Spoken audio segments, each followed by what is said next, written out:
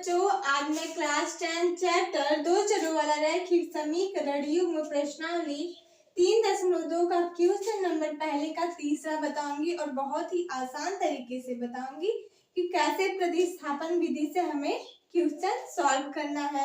तो चलिए देखते हैं।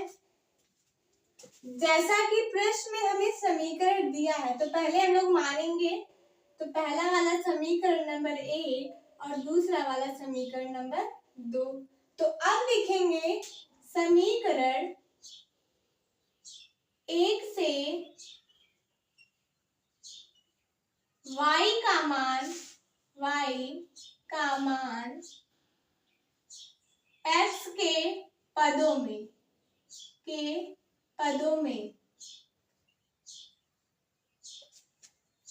तो 3x माइनस का y बराबर 3, ये हमें समीकरण दिया है।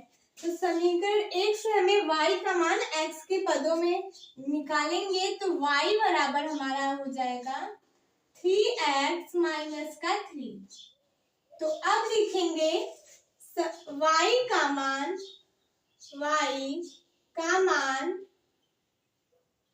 समीकरण 2 में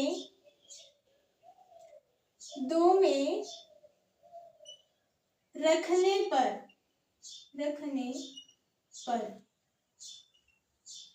समीकरण 2 में रखेंगे तो 9x माइनस 3, y की वैल्यू है हमारी 3x माइनस का 3 बराबर का 9। तो अब हम लोग गुणा करेंगे तो इसको सॉल्व करेंगे तो 9x माइनस का 9x माइनस का प्लस 9 बराबर का 9 कट जाएगा। 9 बराबर हमारा 9। तो अब हम लोग लिखेंगे y बराबर 3x माइनस x की वैल्यू x से कट गई और 9 बराबर 9 मिला। तो हम लोग लिखेंगे y बराबर 3x माइनस का 3 है, जहां x का कोई भी मान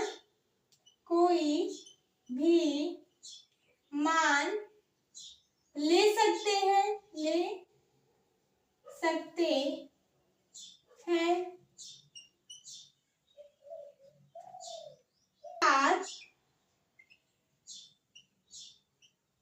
अपरिमित रूप से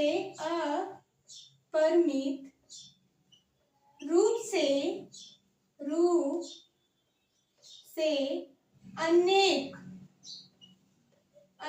बोले तो प्रत्येक अनेक हल हो सकते हैं।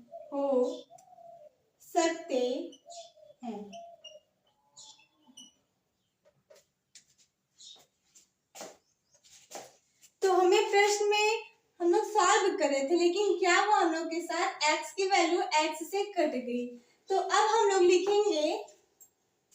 लिखेंगे y बराबर 3x माइनस का 3 है, जहां x का कोई भी मान हम लोग ले सकते हैं, अर्थात अपरिमित रूप से अनेक हल हो सकते हैं। मतलब कि हम x का मान कोई भी संख्या ले सकते हैं, क्योंकि हमारा जो x की वैल्यू है वो x से कट गई है। तो हमें यहाँ पर x और y का मान नहीं प्राप्त हुआ। बस हम लोग ये लिखेंगे y बराबर 3x माइनस का 3 है, जहाँ x का कोई भी मान हम लोग ले सकते हैं, अर्थात अपरिमित रूप से अनेक हल हो सकते हैं।